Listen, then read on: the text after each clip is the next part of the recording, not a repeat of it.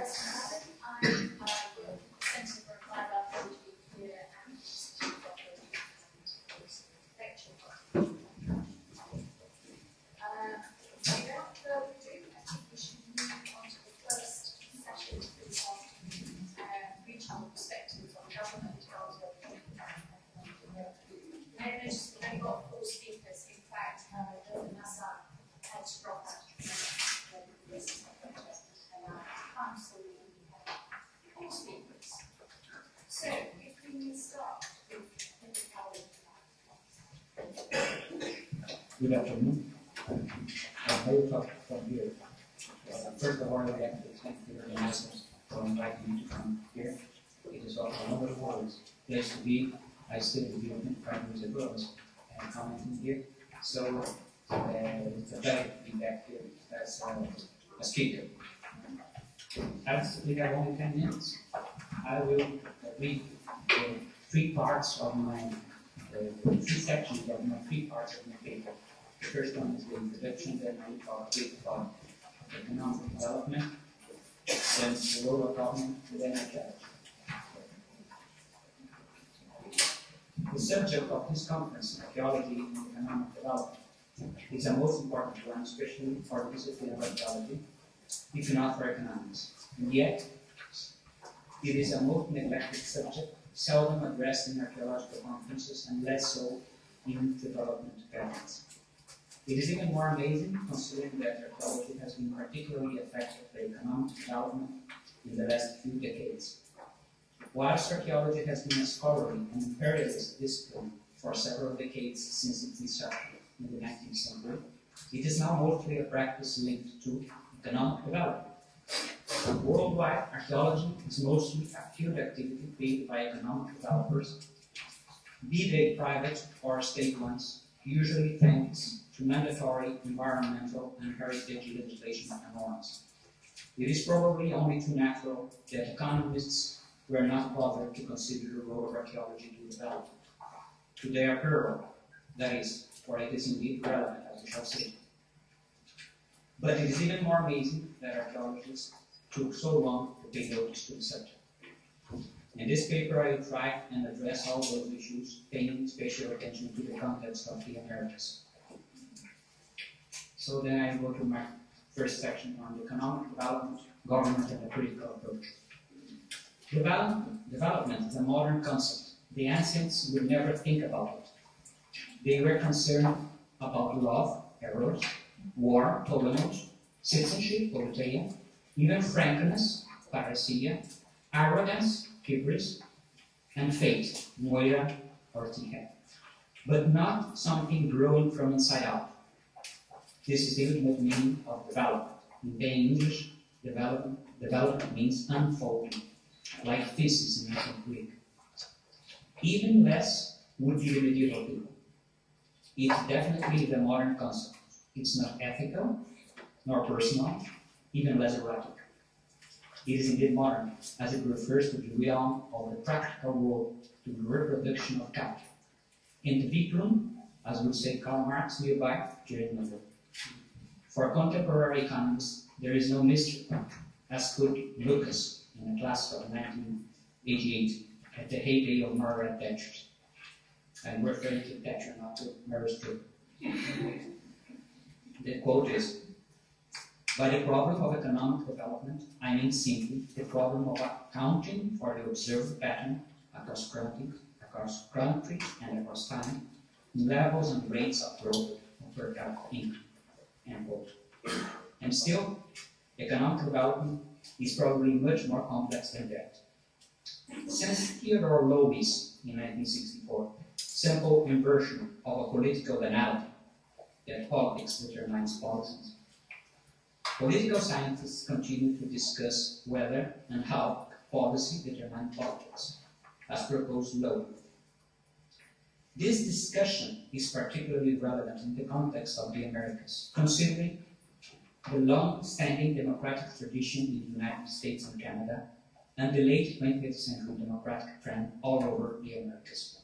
However, democracy is not necessarily prone to social justice, and, quote, Schmidt and Carl, Democracies are not necessarily more efficient economically than other forms of government, end quote. In any case, democracy and the rule of law are huge achievements, and they enable people to fight for their rights, not a main feature. Then I go to archaeology as a practice resulting from economic development and public policies. Archaeology has from the start been linked to economic development, particularly of the great powers as attested by archaeological schools at Athens and Rome, and the prestigious chairs of archaeology in the most distinguished universities, such as Cambridge, Oxford, or Harvard in the United States. However, all this changed substantially in the last few decades, thanks to Cultural Research Management, CRM, understood as archaeological heritage management resulting from legal systems designed to minimize conflicts between the goals of economic development and cultural heritage preservation and use by society at large, particularly in the Americas. Thanks to the growing recognition of the importance of heritage, CRM is now a main force in the Americas, being responsible for most of archaeological field and lab work in several countries, from the United States to Brazil. Mandated guidelines depend on power relations and public policies, and thus on how economic development is or is not considered as related to justice, fairness, and the respect for diversity or of behavior and standpoints. Archaeology for justice depends thus on both a commitment by archaeologists and on society at large. It is also true that, and I'm quoting here, a growing number of archaeological projects around the world have engaged in the process of community involvement. End quote. So, to keep in time, I will go to my conclusion. There is no archaeological knowledge or practice without context and history. However, in approaching the conclusion of this paper, archaeological interpretation has come a long way from earlier eras of and nuanced positivism and full confidence in the objectivity of specialized scholarship, and economic development issues and resulting public policies played a role in this process. Public archaeology has a special role in forging this path, according to Schadla-Hall. In the Americas, this process has been particularly acute and comprehensive, considering the role economic development has been playing in developed and developing countries alike. In the last few decades, democratic trends led to generalized concern with social inclusion and the setting up of public policies aiming at reducing inequality. Archaeology has come a long way from being a pursuit to defend the status quo to one contributing, at least potentially, to a more humane social relation. Thank you.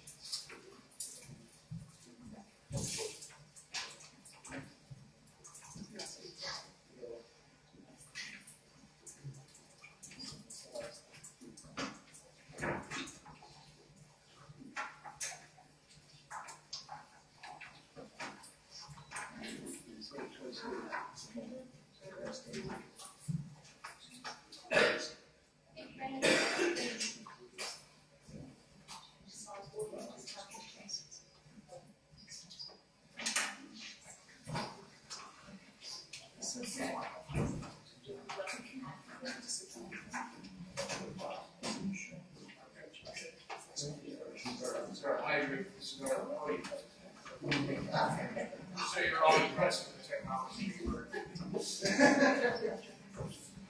I'm not going to be able to justify it.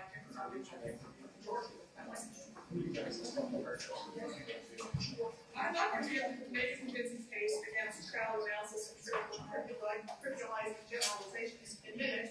Which only leaves me time to do a shallow analysis and trivializing generalizations. But don't worry, I'm going to address the time limit problem and the content problem together by reading my paper so fast you will not be able to. In 2001, I was invited to Kyrgyzstan by Luca Zan, the chair of the Department Department of Archaeology and Ethnography at the University of Central Asia. I did not go to do a project. I went to learn about a part of the world I knew nothing about. It was a transformational experience because I learned some astonishing things about the material remains of the many histories of Central Asia, some fascinating things about the people of Kyrgyzstan, and some sobering, some reorienting things about my own ideas about responsible research, public outreach, and economic development. The citizens of Kyrgyzstan speak several Central Asian languages, including Tajik, Kazakh, Uzbek, and of course Kyrgyz. As you might expect, the Soviet colonizers distinguished Soviet sophistication from local backwardness, which subsumed these different language groups into a chronological category and alienated some sectors of the local populations from any positive sense of connection to the past. The past is seen by many organized Kyrgyz people that I have met as quaint and only metaphorically related to modern life. Today, the government-sponsored and supposedly unified heritage story is that genuine Kyrgyz people were historically nomadic. Other schools teach this origin story, and many classrooms have displays with artifacts from the recent past, often stocked with items kids and teachers have brought in from their families, usually related to pastoralism. Although not ancient, sometimes the very same objects are still in use. These family heirlooms become not just heritage, but patrimony when they are displayed in a school.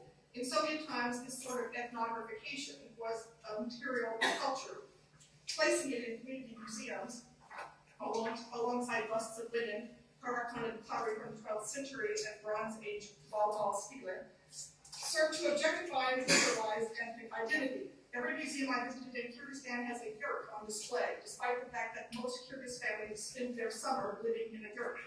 This mini yurt, in this photograph, is displayed in a converted classroom used for artifact display in public school in southern Kyrgyzstan.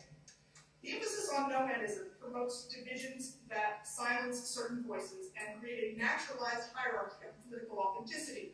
People who do not speak Kyrgyz as a first language, usually Uzbek speakers, are associated with urbanism, and their heritage is associated with the remains of ancient cities and monuments, which the government has rejected for UNESCO recognition because they are too Uzbek. The somewhat bizarre result of this campaign,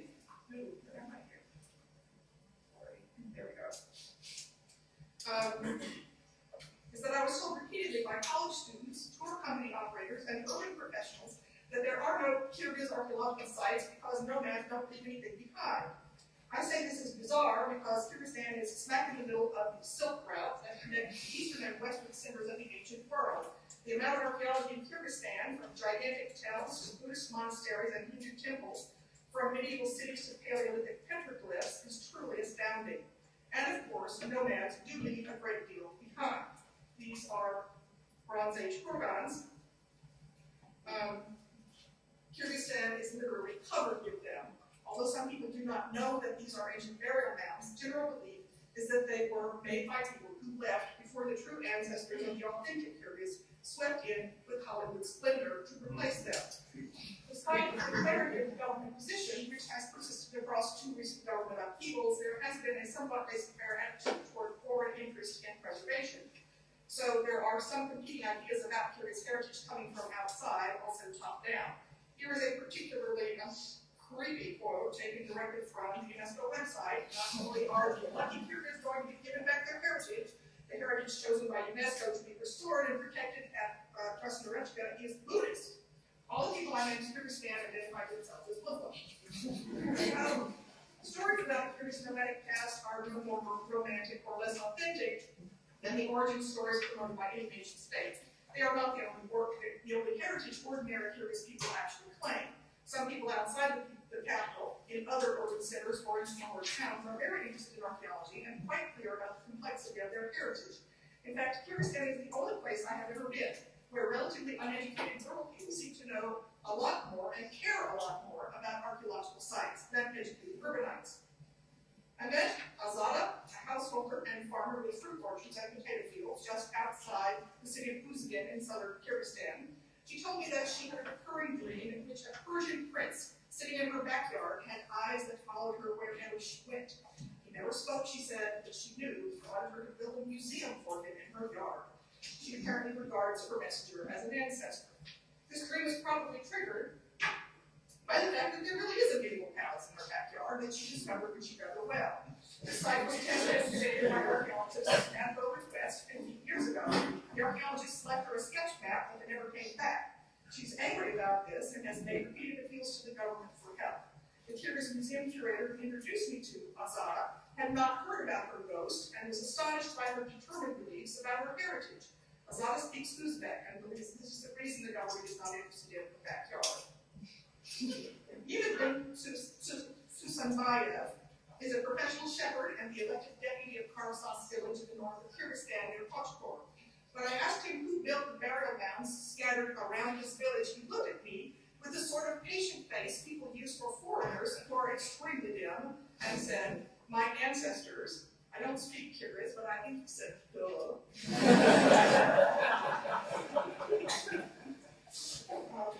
The archaeologist who was with me on this trip was surprised and delighted. Not only was Limited correct, the archaeologist, my colleague Pedro-Paulo, has been working for years to explain this to the Kyrgyz government and the urban public who have summarily ignored him.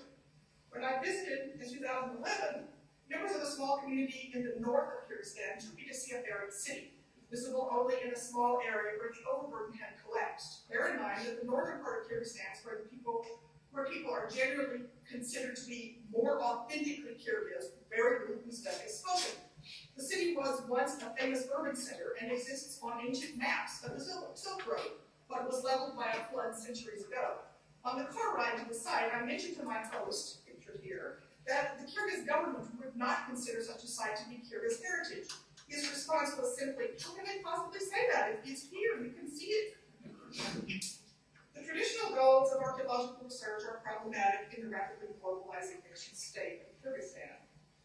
The first goal, to find stuff, corresponds to the perception of most people in most places of what archaeology is. Of course, archaeologists do find stuff to put in museums, but the perception that archaeology is about the stuff promotes looting. I believe this is why, after my first excavation season in Belize, the looter trenches changed from being irregular tunnels to being square holes with perpendicular walls. I thought I was better at finding things than they were. Without public education and local participation, archaeologists are often seen as the legal local resources for themselves, a belief that can trigger new and invigorating subsistence digging. Archaeologists persistently promote finds of gold and silver and monumental architecture to validate and justify their efforts. And the glamorous material culture of kings is almost always the centerpiece of any archaeology-related economic development scheme. But this sort of abuse view of the past, which is quite amenable to most modern nation states, even the People's Republic of China, much to my surprise, overshadows the contribution of ordinary people to heritage and discounts the situation of ordinary people in the present. The splendor of Tibet is tirelessly promoted by the government of China to Chinese tourists for exactly this reason. The second goal of traditional archaeology in Central Asia, to ground truth ethnic history and identify authenticity, especially through the verification of origins stories, has equally unfortunate consequences. This type of archaeological research is in favor of despots and dictators because it can readily be interpreted to validate or reject territorial claims and to reify and essentialize ethnic groups. It can also condemn their descendants to violent, primitive interlopers or elevate them as ancestral fearless fighters, fighting for their right to maintain their noble and idealistic lifestyle. But this is the second most popular justification for archaeology-centered development campaigns to promote ethnic pride and validate reconstructed traditional identities. This image is a still from the movie Nomad. When I asked college students and business people in Kyrgyzstan if this is what they think of when they think of Kyrgyzstan's nomadic heritage, they tell me that it is.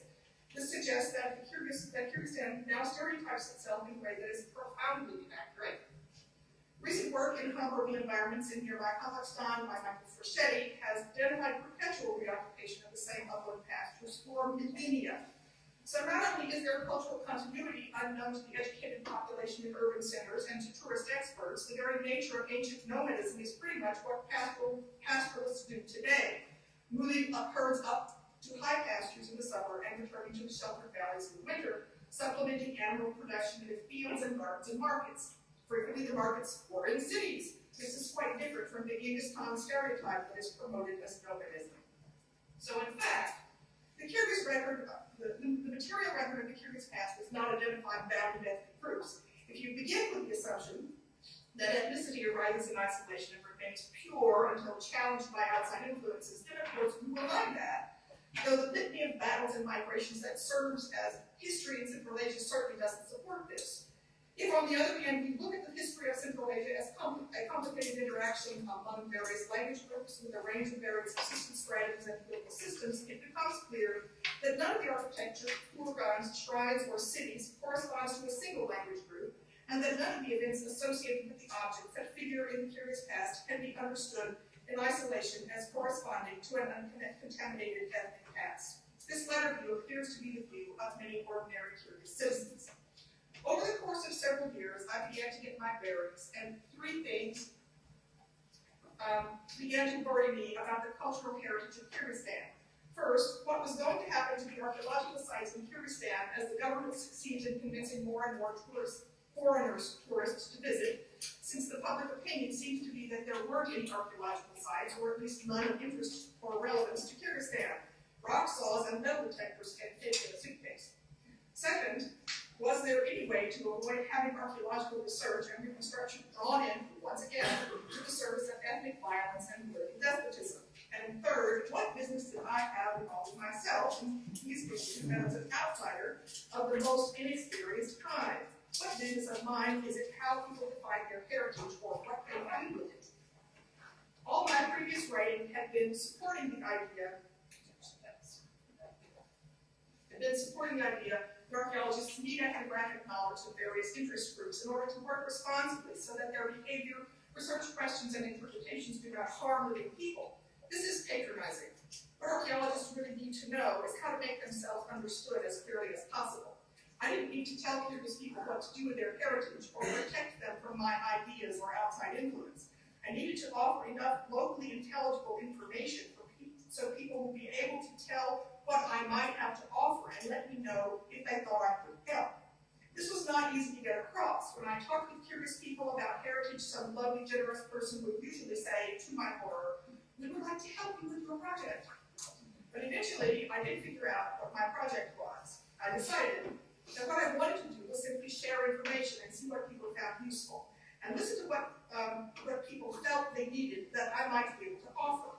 I brought a Kyrgyz colleague to live with me in Belize. I wanted to give him an idea of a different sort of archaeology, but not pronounce it as the correct way, so I just showed him my way. I wanted to expose curious people to different ways of interpreting heritage than the government-sponsored tourist-oriented way. So I brought curious tour guides and shepherds and school principals to meet with the Ojibwa people in Michigan.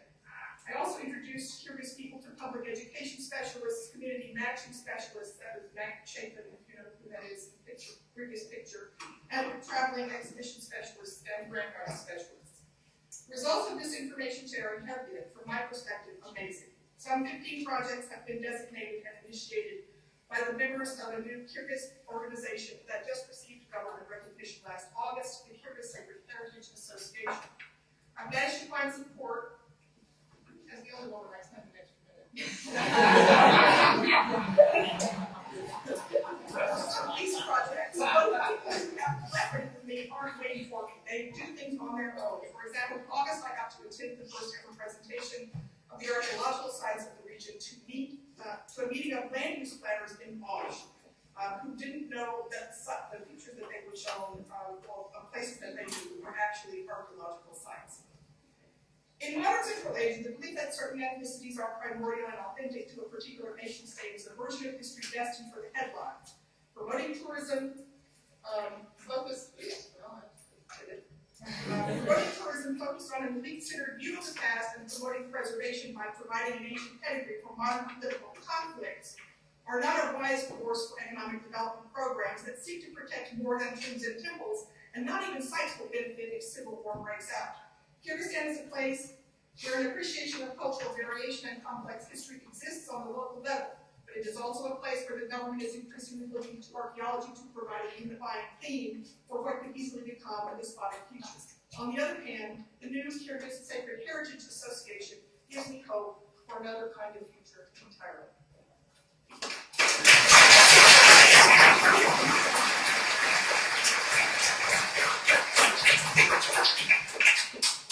Persuasive woman you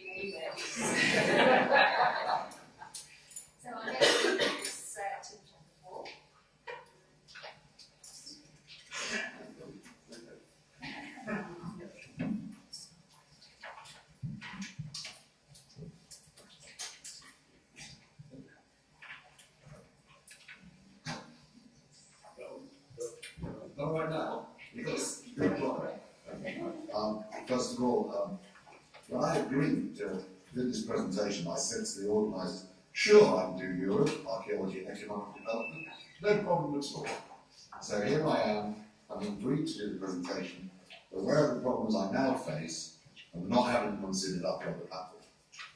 I've just become aware, relatively recently, of Stella and Rizzo's wonderful book, Bangalore, which I recommend to anybody who understands Italian. It actually deals with the problem of the Italian state looting and exploiting the past on a massive attack on the Italian state, while failing to actually invest in the archaeology of Italy. It's a beautiful book. I recently attended a conference, a decision-making session in Florence on a public archaeology conference where we were discussing what we would do in this conference. And I said, surely you should get Stella and Rizzo to come and talk. And my academic colleagues turned around to me and said, no, they're journalists. At that stage, I began to realise one of the problems of how we look at archaeology and how archaeologists operate.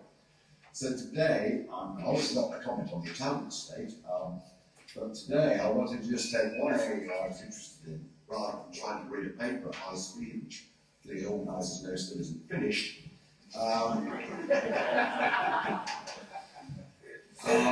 But that book makes a point that Richard Hodges has already commented on. Hodges has commented on in relation to Albanian swine.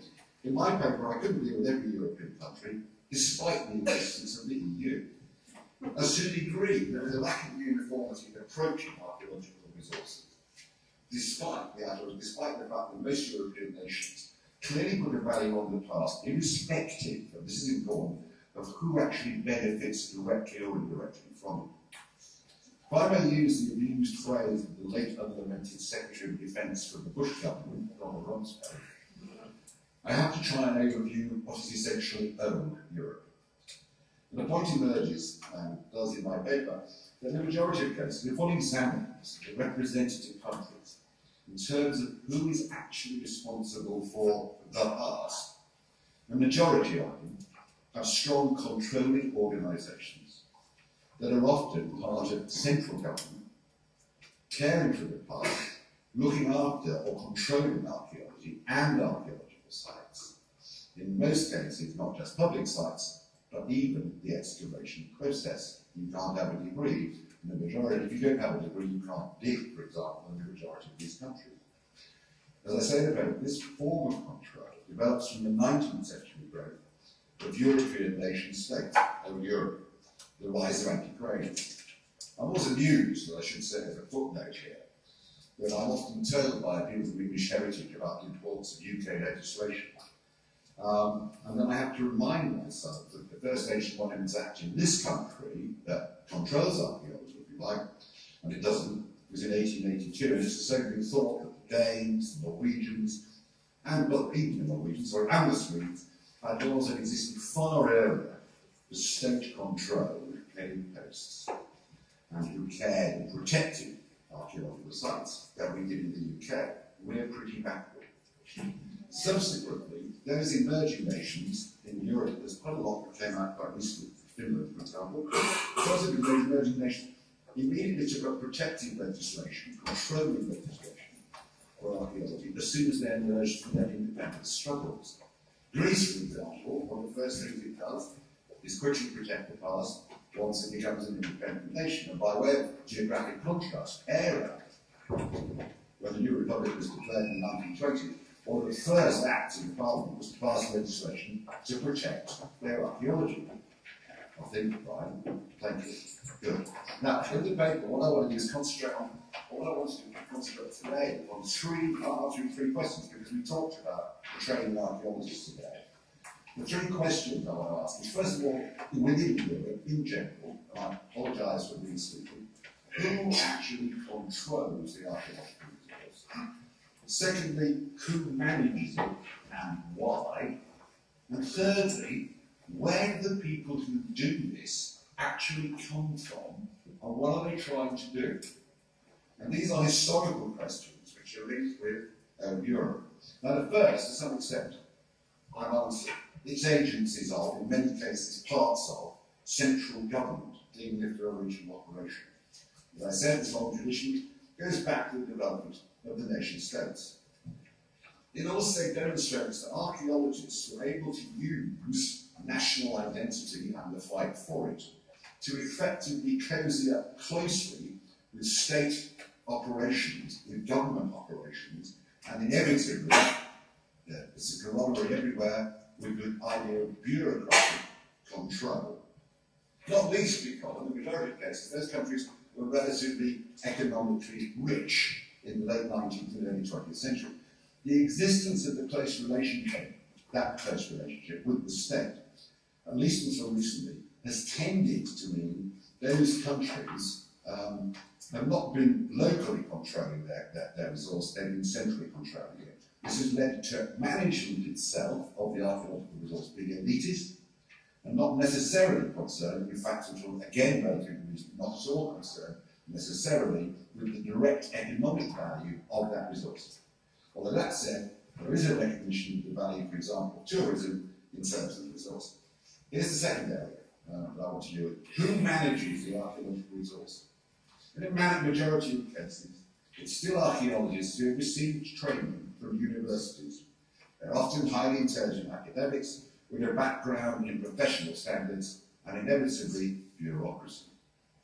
They've not received training in the importance of surviving their subject because they see it as necessary and therefore quite happily surviving on its own as something necessary for a civilized society, rather than an activity that has to survive in an increasingly uncertain environment. It's a centralisation which has led, in the majority of cases, to top-down approaches, which I do deal with in detail in the paper, to the use and development of the archaeological resource across Europe. And in turn has led to what may be referred to as formulaic approaches to the management of archaeological sites. For example, that do not work in many areas of Europe today, and also don't work in much of the rest of the world. But to go back to Pedro, in our truly imperialist model, we love it. And we're encouraged in this by organisations like UNESCO, to the extent that local communities, despite their service, are entirely ignored, both in Europe and elsewhere. It's worth remembering at this stage the Valletta Convention version, which most European countries, interestingly enough, not the UK in its entirety, have adopted. Think what it says about the archaeological heritage is interesting. It's a fragile, non-renewable resource. I think Cornelius Holtwell would argue that. Policies for the protection of archaeological heritage should constitute an integral component of policies related to land use, development, no reference to economy, and planning, as well as cultural, environmental, and education policies. Should be protected by integrated planning policies at international, national, regional, and district level. Not a single reference directly to the economic importance of archaeology. Now, it's interesting in this context to go back to one of the previous culture ministers for Croatia, no longer in power, Jabran Antolovic, who wrote an interesting paper some years ago on monument annuity as an economic tool in its application to Croatia. What he was doing in that paper, that I think was surprising to archaeologists, was demonstrating that the archaeological resource should be supported by the tourism industry directly in all sorts of aspects. It's a very interesting paper because it attempts to suggest a means of so doing. And we still, as archaeologists, need to make that point across the rest of Europe. So let me deal with my final one. All right. Question, she's glaring at me. Where do managers and officers of what are effectively, or have until recently been effectively state-controlled operations come from? How are they trained? Until recently, almost exclusively, they come from universities, which until relatively recently have assumed what I would call the reality of why archaeology deserves to be supported and developed. And that is where we still need to make progress. Because unless we convince and teach our students of tomorrow that business planning, capacity building and so on is important, and that flexibility of approach in a changing world is what we need to develop, and that different solutions require situations require different solutions, we're lost. This has to be done by bridging a very significant gap. Because archaeology is and should be recognised in one sense as an economic resource. And if we want to make it count, we should be looking increasingly, and they are beginning to emerge in Europe, I admit, at bottom-up solutions to how we do that work. Without being too instrumentalist about this, we also need the data to make the case, which we are all considering in those 2 days. We don't have enough data. I want to end in making this point about managing and using archaeology by illustrating the gap between the bottom and the top. In 1992, I have a picture of it, the Greek athlete was recovered from near the island of Massi-Lozenge, off the Adriatic coast. Stunning statue, which was eventually put on display at the National Archaeological Museum in Zagreb, some 400 kilometres from where it was found, and well inland. I asked the then director of the museum, who was terribly proud to have it there, about the fact that there appeared to be a movement on the small island of Lozenge to get it back. He replied that the island would not be able to look after it properly, and that those behind it in the island only wanted to get it back so they could get more tourists and a bigger airstrip, and they didn't appreciate its value. I believe it's now going back. Thank you.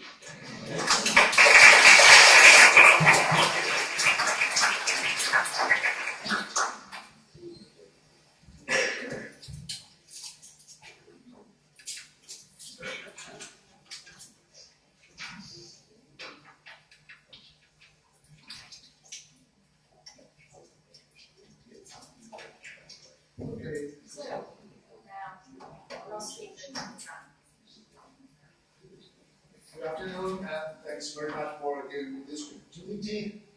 Luca Zan, and management. One of the two management points will work with strong history of interest. And let me just try to tell a bit about my way of filling the gap. In terms of lenses, I'm not that much interested in rational choice. I'm working on organizational decision making. Archaeology is such a huge organizational activities take place within organizations. Everything in the world takes place within organizations. And my approach is really radically in favor of an assumption of bounded rationality. So things happen, take place within the world. Even in business, I would say, not just in the art sector, there's a lot of room for unexpected, unforeseen, unanticipated consequences of human action. This is my research of the unanticipated. And also, as a very rare situation in the American field nowadays, I'm doing field work. I like to spend my time in the field. And this is something that we have become like economists in the worst sense, that nobody really works in the field anymore, just doing desk research. In terms of focus, just to say that, like you say, I'm not that much interested in archaeology. I'm interested in archaeologists. You are my animals. I'm really interested to see how archaeologists work, how they organize their profession, how they manage their time, how they manage their meetings, and so on. So it's really on that sense. It's interesting when I was asking to in recent research in Turkey, we were asking archaeologists about how they were managing. And this guy was saying, I have no time for management, I have to do my stuff. So management is your stuff, how you organize yourself in your time. So I'm not using the word management anymore in the field, I'm just using organizing. The other thing I'm not interested in archaeology, is that archaeology isn't taking place in a vacuum. There's something before, there's something after. So what we are looking at in our research is what we define as heritage chain. We are drawing on the industrial organization notions of supply chain. There is between raw material and the final product, there are a lot of things, a lot of division of labor between different entities, doing different stuff and different activities. And in a very general terms, you have preservation, archaeological excavation, conservation, research, and museum and outside access presentation. These categories are very general. You can find anywhere. The theories that are activated are completely different, or can be very different. So what I'm trying to understand when I'm talking about China, I'm not talking in general terms about economic development, I try to understand China, and I try to understand some of the general aspects in the economic development of China and how they will have an impact on this heritage chain. Of course, time to is crazy, so I assume that you know a bit about China. These are some of the things that I'd like to outline. The political change, administrative reforms, professionalism, in economic development and cultural policies are the ingredients that we need to understand what's happening in the heritage chain. Administrative reform is one of the most centralized countries in the world. Tax collection at the center and expenditure taking place at the local level. Particularly in the heritage, in the cultural sector, 90% of the expenditure are done at the local level, the town level, not the province level, town level. So that's the very few employees in the Ministry of Culture and Education, virtually 1,000 we have in our country, in Italy. Professionalism. This is one of the most interesting aspects that what really moved me in this field. If you look at the 10 5-year plan, it's could have been written by any archaeologist in the world. There is a word socialism 5 times, but this is just a genuflection. People power, they don't care at all, basically. That's the different good element in the this plan. But it's really something that is very common on the history of the profession. It would be very nice to have time to talk about the history of archaeology, conservation, and museology in China in the last century. And basically, you have the same trend. The westernization and the influence of the West in the 20th and 30th, that's depended by the Japanese world and the World War II, then the Republic, and then the Cultural Revolution, which was really forcing everything back to, in any profession, and now, with the open door policy, even this is going back and taking its own place in history. Economic development, that's one of the 30 years that really changed the world, as will be reminded in the future. Nothing similar happened in history. And you have 100 million reduction in poverty according to the World Bank, urbanization processes. It's crazy. I mean, and in the next 10, 15, or 20 years, they expect another 700 million people urbanized. Can you imagine the impact in terms of urban infrastructure and the growth of infrastructure all over the country, where developers are becoming the real extent of power? And a different country compared to the rest of the world, they don't have problem with budgets. They're not money, basically. And they become rich and richer. I mean, you have 80 million class of rich people, rich according to the West, they're richer than me. And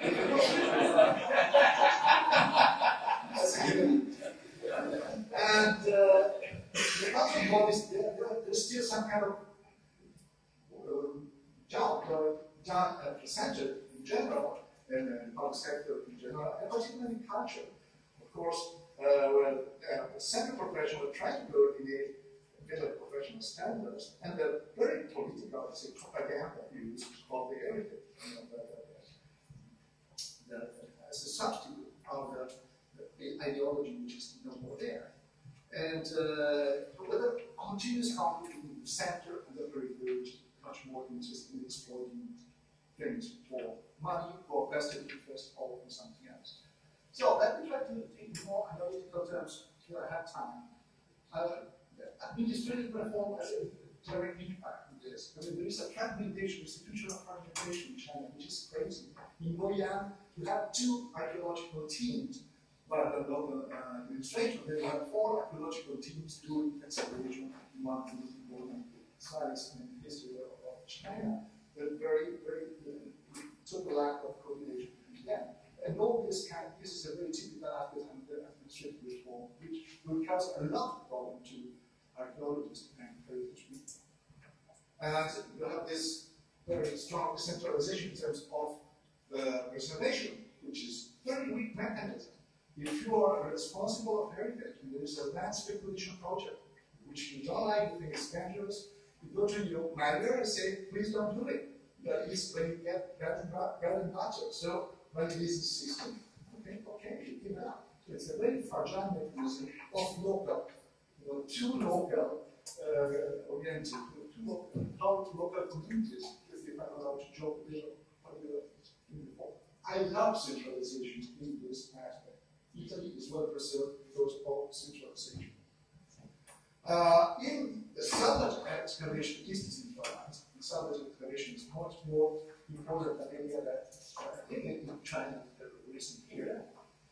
Local and administration have also a great importance in terms of museum and the opening of the museum with 11 5 years plan, with the emphasis on investment phase. Who knows what will happen when this museum will be open in the next years? Who will be able to find the funding? That's normally the way they used in the West as well. But the way in which this phenomenon is happening is very unusual. The professionalism,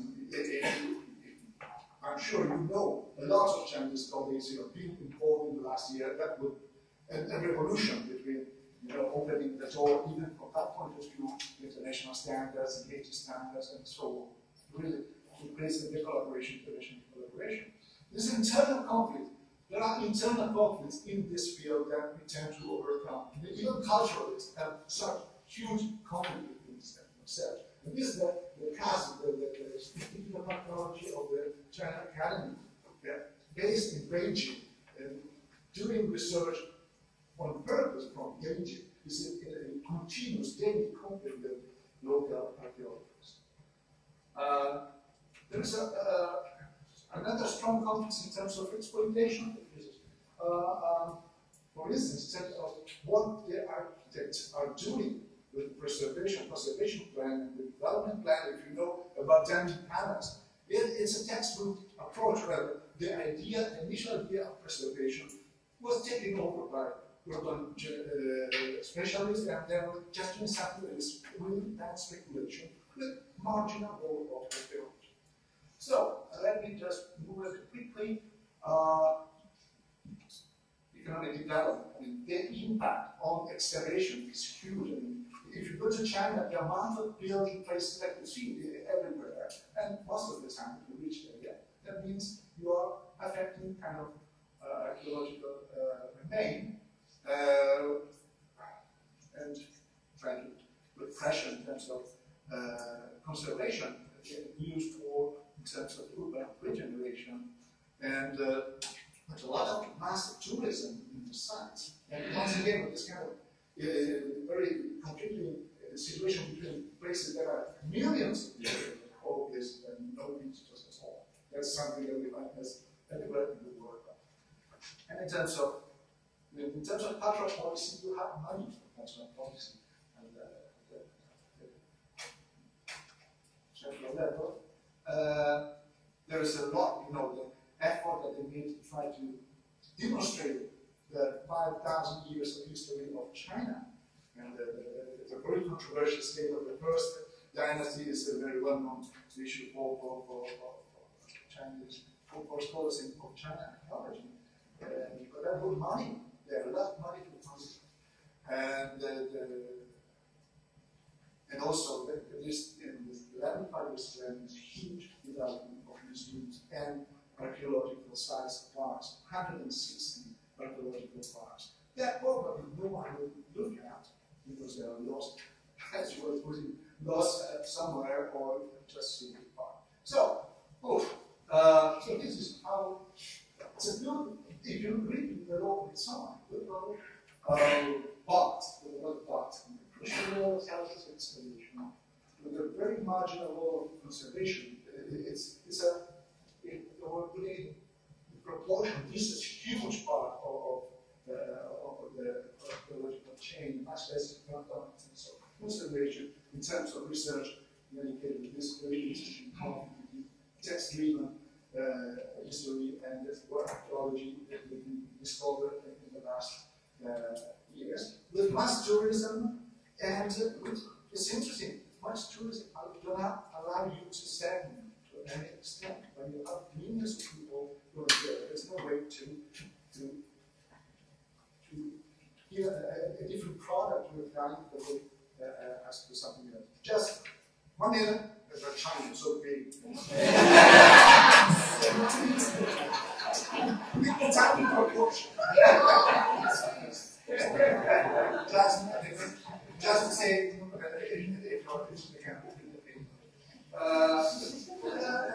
it's really that kind of research I'm trying to do is not modeling the abstract. It's really trying to understand what's happening in the context. And what we are doing really is more kind of ethnography of administration, trying to see how administration matters. And if you compare what's changed, you compare Machu Picchu or Chilean terracotta over the last 20 years. A lot of things have to do with discussion that you as professionals have, but a lot of things have to do with the ways in which public sector has been changing in the last 10 years in Peru, in China, not in Italy because it's not changing at all.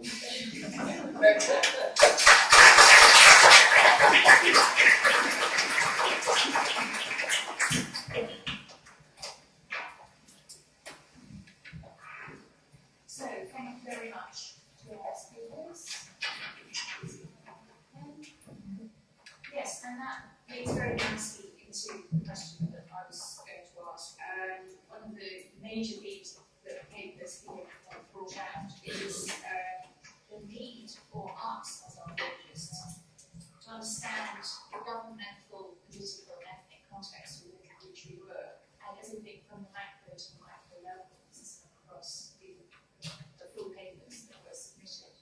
And also, and I would thank for her particularly direct shot between the eyes challenge for all of us in her paper, in which she won't really let her read this out because she didn't have enough time, so I will read parts of it out.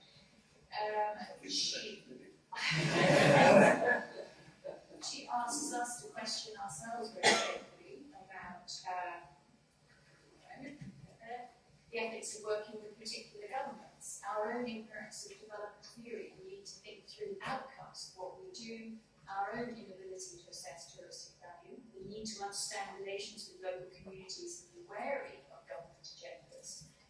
And to question whether working with government support is actually proof of a faulty program, which in some countries it may be seen as. So to question ourselves very carefully about our own motives and our allegiances and our capabilities, remarking or messing around with other people's property and heritage and lives. And that leads back very nicely to one of the original questions set by this conference. There is currently little in the way of conceptual direction and best practice research to guide practitioners on the best ways to use archaeological resources for development and ensure that non-archaeologists recognise its potential value. So my question is it our place, is it our responsibility to actually produce that conceptual direction and best practice guidance and how we want to do it?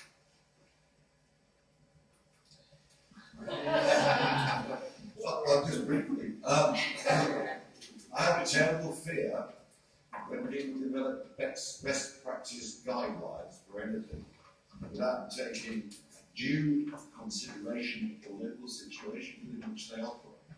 This is one of my problems, is that if we tell people there is a way of doing this, it may well work in Yorkshire, but I damn if it will work in Finland. And it's those sort of problems that worry me a lot when we talk about best practice. We should think much more seriously about adopting what we do to the local situation, in my view. Sorry, but I think that's something I feel very strongly about. As for the other matter you raised, what was it? Two. Best practice and... Conceptual guidance. Yeah, sorry, right. Carry on. I want best practice. I mean, this is really totally. I mean, if there's one thing that you learn in management, there is no one way. There are so many ways that are fitting in different situations. And what is really, I think, is a danger for humanists, culturalists in general, is to keep this, buzzword that we invented in management. We don't care. We don't. Some of us don't care. I mean, never talk about best practice. It's really the rhetoric of best practice is really misaddressing the attention. So there is a lot of vocabulary of what you find in mainstream management which is totally unuseful and dangerous for you. So try to understand seriously how you can look at your ways of organizing and the interaction of within other organizations and so on, without buying too much of management gradually. This means you. I think archaeologists need to learn to see themselves as stakeholders. When we talk about stakeholders, we're really only talking about other people. Archaeologists have a stake in heritage management, and archaeology. That doesn't mean we have to have control of it, or we should own the past. I think we have a right to state our case, to explain ourselves to people. And in fact, I think, as I said in my paper, I think it's incumbent upon us to do the ethnographic work that's necessary in order to make who we are plain, in order to make ourselves intelligible. I think one of the many things that happens in ineffective development programs is that local people see foreigners, archaeologists, as the purveyors of things that archaeologists cannot possibly offer. And we fail to make it clear what our limitations are. And I think that's an ethical responsibility. Can I make a comment? I'm very terribly about archaeologists. I went to Turkey recently to talk to some archaeologists about the site that they're developing, and they were Turkish archaeologists. I'm not a classical archaeologist, thank God.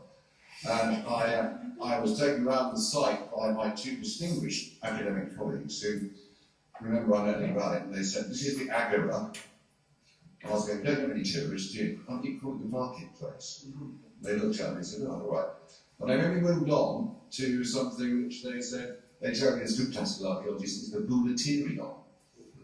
And I said, I said, sorry, what's the Boulaterion? And they said, oh, it's the council chamber. And I'm going, why do you continue to use Latin words when you could just call it the council chamber? And the response from these brilliant self-centered archaeologists was, it's Greek.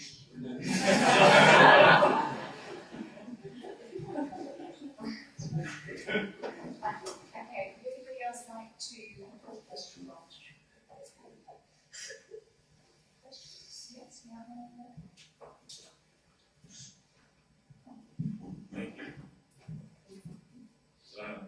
Yeah, so I'm very curious about what you think might be driving interest in archaeology in China. Do you see it as primarily economic, or is it something that's less well focused than that, a general interest in history, promoting history up? I think I mentioned to some people since I've been here that I just came from Japan, and the Japanese showed me an archaeological site that they had discovered.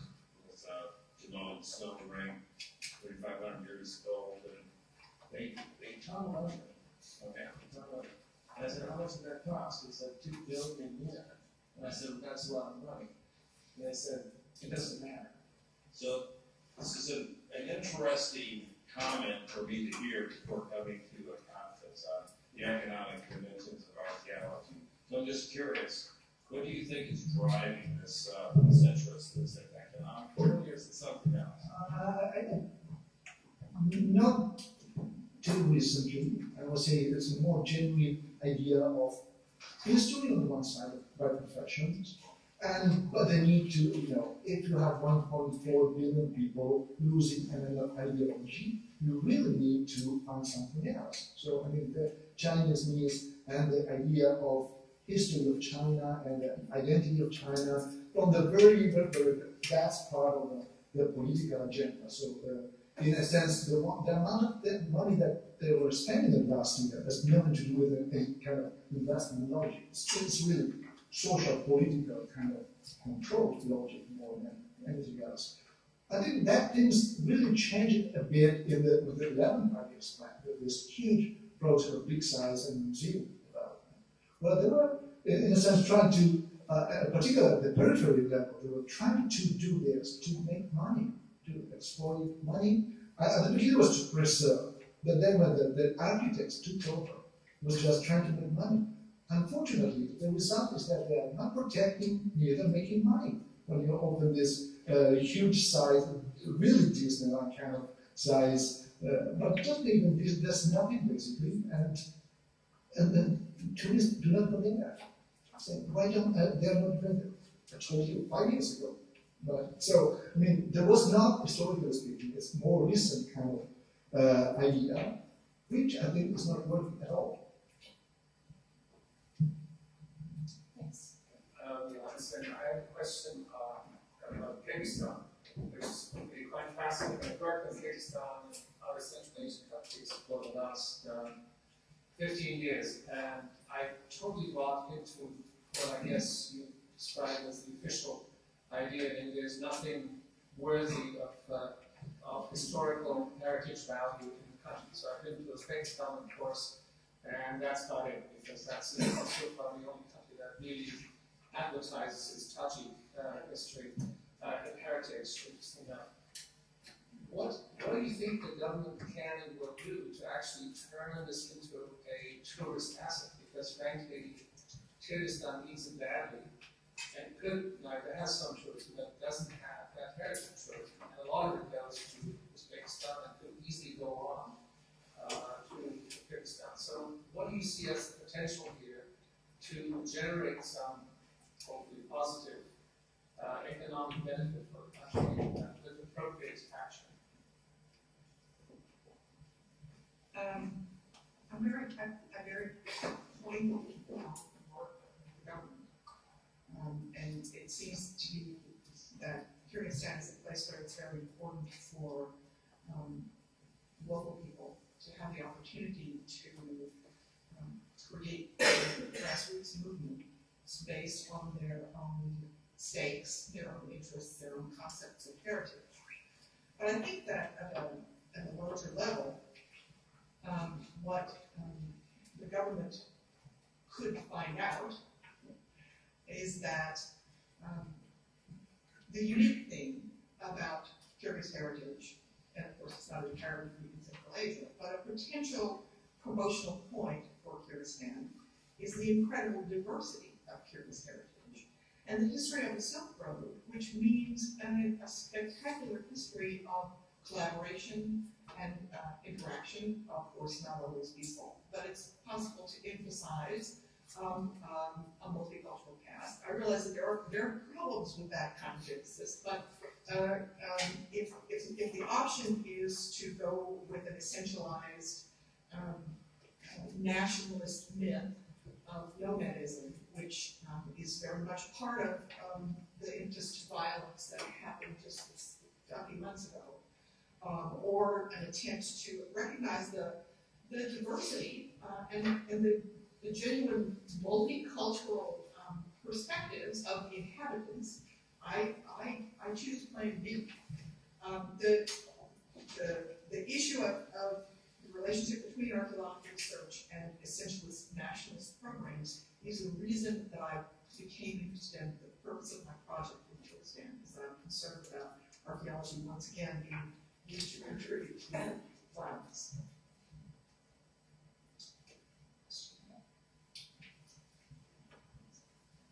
Similar question, really, on the aspect of working with I work as an archaeological consultant implementing mitigation programs for large developments or domains in and frequently in countries you're working in, they've got limited capacity to deal with massive excavations, and yet you must go through the government for all services and supplies. National legislation will indicate that everything must be run by the government's institutes and cabinet, and they may choose to bring in outside help, but they may not choose to bring in outside help. So there is I was in one place being hidebound by legislation to stick with government. This is an independent market research projects, national rescue work, that you end up having that aspect of archaeological work being now it's both academic people and there's also hugely political influence. And how you get beyond that and rise above that is kind of cooperative.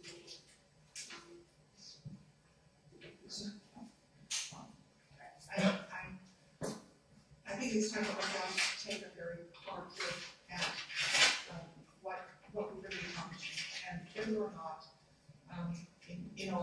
in some cases, of course, it's certainly the right thing to do. But there are some cases in which the generalized concept of preservation does not justify some of the kinds of collaboration that archaeologists are involved with, and saying that I don't approve of the fascist regime that's paying me is not enough. You have to back off. Sometimes it's just not worth it to save another site. There's a question at the back. I was just wondering, for the project in Turkey, or the work in Turkey, do you think, like in Turkey, the interest in the classical past is driven by international and local academics, or is it? Oh, it's driven by the German, actually. Yeah. Sorry, it is, yes, it's a long international tradition, yeah. But is there much that's to do with economic development and attracting a better class of tourists, or?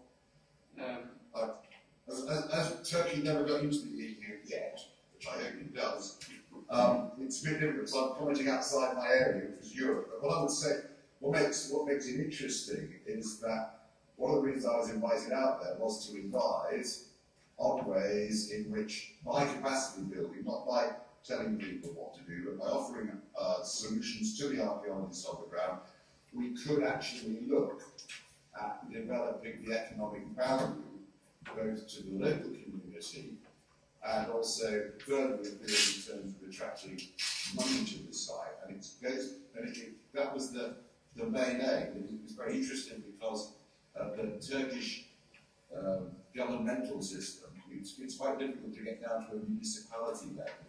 It's quite difficult to find out who does what. And you've got this centralised system of control of sites.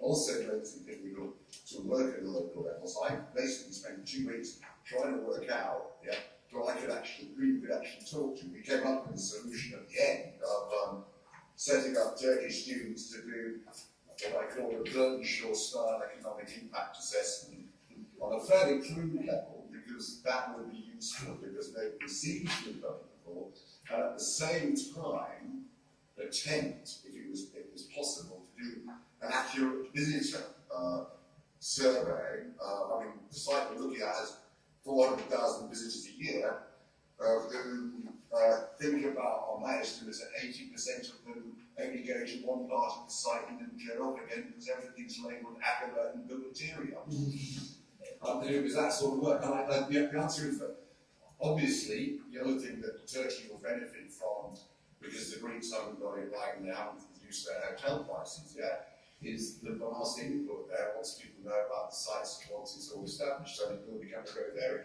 And that interests me, and it also interests me about where the money goes from the sites in Turkey, and whether it's recycled back into the archaeology for the long-term benefit of the local communities, which is what I need to do. Does that answer your question? Yeah. Oh, I think it's also maybe historically related to the legacy of Ottoman, and something to do with the Turkish interest in becoming part of the European Union. I think those are factors. Yes.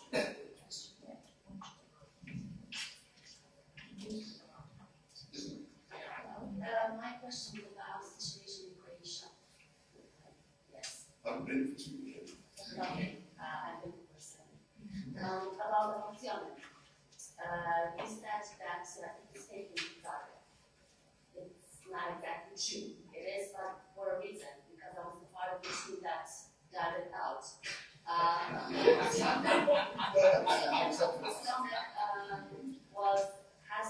Had to be taken to Zagreb for desalinization in the European months. It was archaeological idea. It was idea of my professors and team that to stay in Marine Ocean. But there was no conditions to put a statue like that in Marine Ocean. I mean, the whole Zagreb Museum can be put in lobby of British National Museum. I mean, that's even Zagreb is equipped to have a monument like that.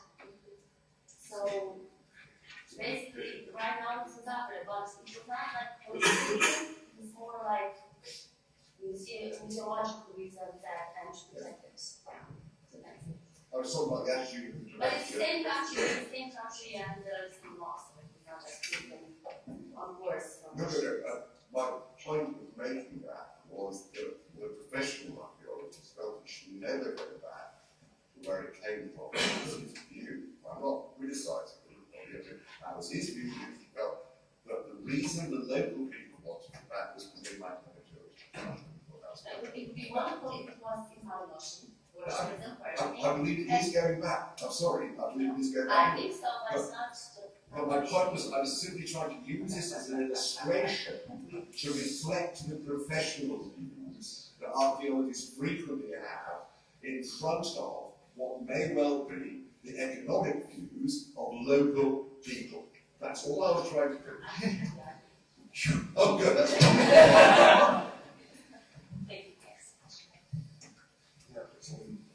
If we accept each of your premises, I would ask each of you to then comment about what that might mean for archaeological education and practice, because everything you're saying has extraordinary implications for that. All of you teach, and I'm wondering how you take this into the classroom and implement these ideas.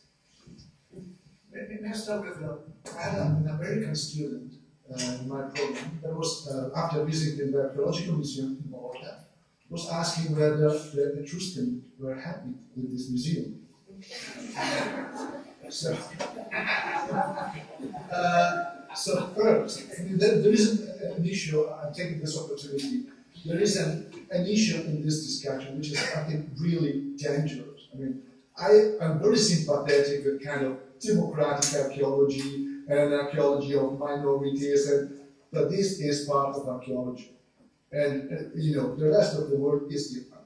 And we don't have this problem in Italy with the Romans, we have other problems, but they do, for other reasons, you don't have in China, you don't have in Turkey, in non-liberal, non-democratic country. And archaeology is also something that can teach people, not just in the West, and unless we're trying to export democracy and archaeology, the hierarchy syndrome. So, I want to be very careful with the student in terms of local context and avoid the West bias once again in that sense. First. Second, I mean, how can these are so complex organizations? How can you be trained as an archaeologist without understanding? You don't know what a cost is. You don't know what the budget is. You don't know what human resources are and how to manage it. So I'm not saying you all have to become management experts, but if you don't want to be hostage of management scholar and management expert, you have to do on your own. You have to start taking economics and management seriously in order to be good. Otherwise, someone else will do it. At Indiana University, we created a PhD program in archaeology and social context. I think it's unique. And it has two tracks. It has a social anthropology track and an archaeology track. But all the students take ethnography and they study ethics. And most of them study the impact of archaeology, the ethnography of archaeologists, the ethnography of administration, the impact of archaeological interpretations, the epistemology of archaeological knowledge. So it'll yes, as a matter of fact. So to some extent, well, frankly, I think that's the future.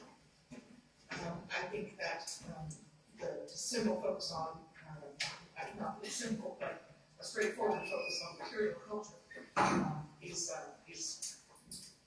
going away.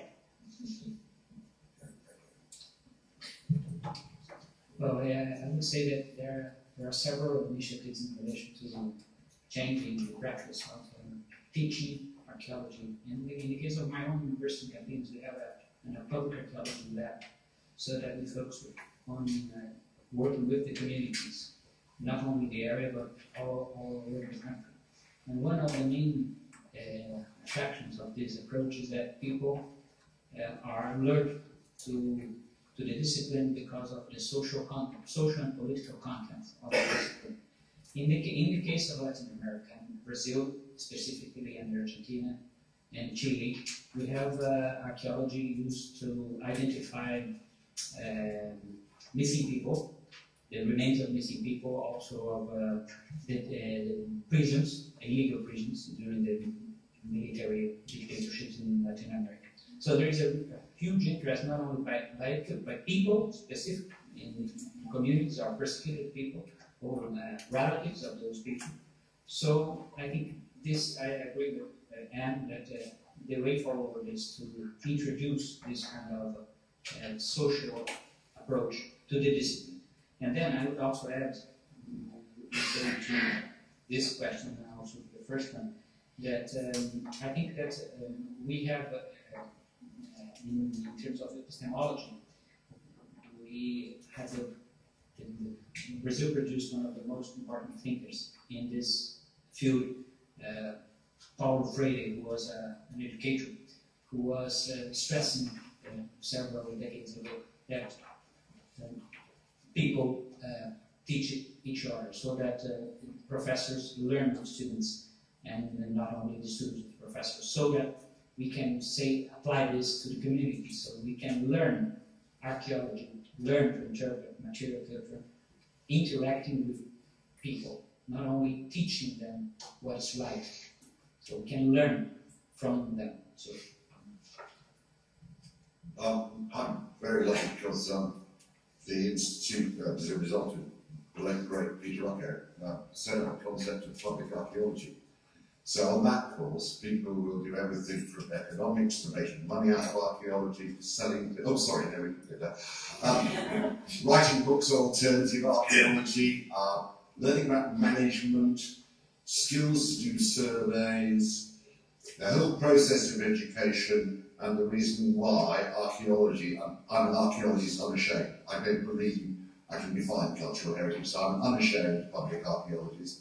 I believe that at an MA level and above, those are the skills we need to inculcate into people, including indigenous archaeology and everything else. And what I do, because I have no expertise at all, is I bring in people who actually do the job. So, for example, if you wanted to talk about the most successful money-making archaeological product in Britain for the past 25 years, it would be the York Viking Centre. So I get the man who did the York Viking Centre to come in. But he does a much better lecture than I will be able to do. If I want to talk about presenting the class, I'll get David Clark down from Scotland to talk about his galleries, and so on. And I also will try, and I think it's terribly important to get people to work out, even though I'm not an outmap instrumentalist, the importance of collecting data that begs the point that is if you like, interrogatable, and which can be used to stand up rather than say, it's a lovely object and everybody should see it. And also, I think taking people in to look at community level operations. Some of the best museums in Britain are run as independent museums. I get everybody to look at the shops to see what's going up for sale, because most shops run by English Heritage sell rubbish, but some of the small museums sell very good stuff. All those points come in to promote that education thing. So that's what I do. And I'm really grateful because all my students write really interesting MAs that I wish I would. Thank you. Well, that's very interesting, because whether you liked it or not, I think you came out with quite an interesting set of guidelines. We've got one or two last questions. Yes. Yes, I'd direct this to Ann Pyburn. If I understand what you're saying, you're concerned about your work being used to formulate a certain history that could be the basis for repression or outright violence against certain groups. And if that's what you're saying, I think that's what you're saying. Do you think that your research as well could have been used as an argument against that particular interpretation of the past? What sort of control do you think you might have? I think you're asking me about intellectual freedom. Okay. My answer to you is simply that the fact that it's not possible to be sure doesn't give you a free pass. That you have to try to understand the repercussions of the choices you make in the questions that you ask and the way that you ask them and the context in which you ask them. So you can't be omniscient, but that doesn't absolve you of trying to predict the possible, the potential negative consequences of what you're going to do. So, for example, during the Guatemalan Civil War, one of the Guatemalan generals who was accused of genocide during the Civil War, in one of his speeches, referred to archaeological constructions of Maya culture as warlike, as part of his justification for making war on living Maya people. It's the essentialism that archaeologists have turned a blind eye to, even though most of us don't accept it intellectually. It's the idea that there's some kind of a barrier between us and the real world, and that we're not responsible for how our true facts are used, even though we realize that science is about accuracy and not about facts. That I think has to be rethought. That you can be perfectly responsible, you can be perfectly objective, but that doesn't mean you don't have to try. And there's another issue that my husband calls the ugly baby syndrome. And that is, if you find yourself in a position as an archaeologist where all of your research is to the point of pointing out that these people were cannibals, and these people were warlike, and these people were patriarchal despots, that probably is the case in many cases. But, at Thanksgiving dinner, are you going to talk about the fact that your brother's new baby is really ugly, or that it's really smart? I mean, you can place a different emphasis on the same data, and none of our data are robust enough to justify violating human rights.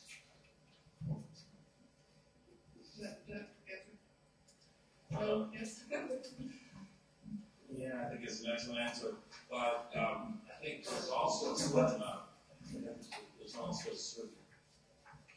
capacity for an archaeologist to take some control of the interpretation of the data that they've been a party to excavating, and as far as the social and ethical responsibility of an archaeologist, I agree that should receive more emphasis than it has in the past. But just because you come up with data, it doesn't mean that you lost total control over the interpretation of the data, and you might be able to influence how that's presented to the public in a more productive and respectful and hopefully non-destructive, at least, kind of a way. I like to throw out a provocative idea. That's at least was provocative to me, because for most of my career, I've been quoting Margaret Mead. Never think that a small group of people can't change the world. It's the only thing that ever has. And then I began to read a moral philosopher whose name is Michael Jackson, called the one without the glove, who argues that kind of the argument that you're going to do good on principle is the argument that all terrorists use to justify their behavior. And that people who are willing to do anything to change the world can do it, but they don't ever get what they wanted because they can't control the results. So what he argues is that really people have to want to do good in the world, have to try to do good on a human scale. So preservation as a goal is probably a dangerous goal. In some instances it's a good goal, in some it's not. But to try to keep your aspirations for doing good at a level that you can reasonably control. Can I just add a point to that? Because I'm just reminded that we may well be able to be absolutely factual about what we find. We may well be able to prove what it is. It's what the rest of the world does with it. I was reminded some years ago that I was responsible for digging up some of the earliest ever properly cut planks in the world. And I thought it was very interesting. The local paper, it is a Yorkshire story, part of Europe. The local paper recorded this story that I wouldn't have done, as saying civilization began in Yorkshire. We can't control what we do. Sorry. this session